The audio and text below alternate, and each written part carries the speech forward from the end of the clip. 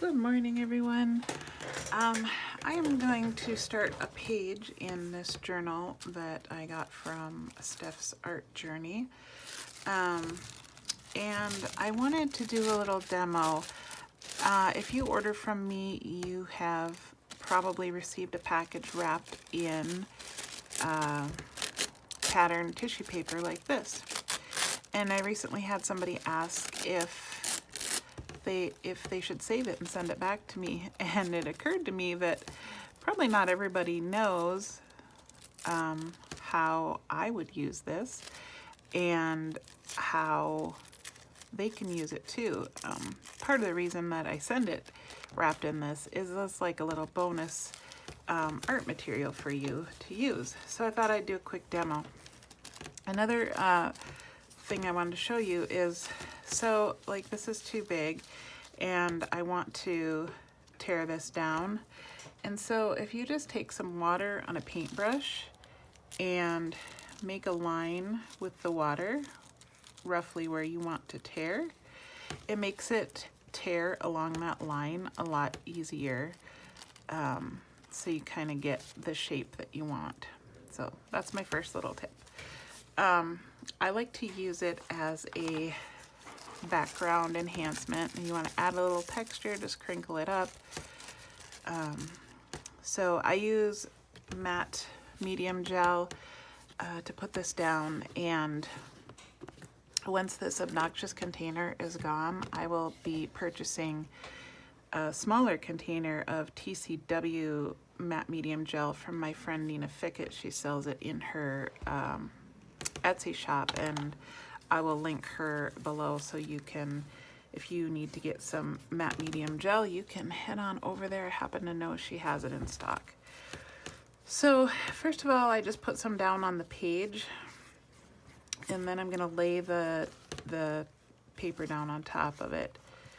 And part of the reason I do it this way is because tissue paper is delicate. So if you're just really saturating front and back, it will get very weak.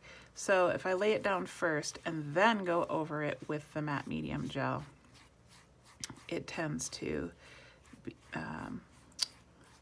not be as delicate. The good thing is if it does tear, you're just doing background work, so it really doesn't matter. But I try to avoid it anyway. So there you can see I've added some different color, a little bit of texture. You can still, it's transparent, so the background peeks through, and I love that.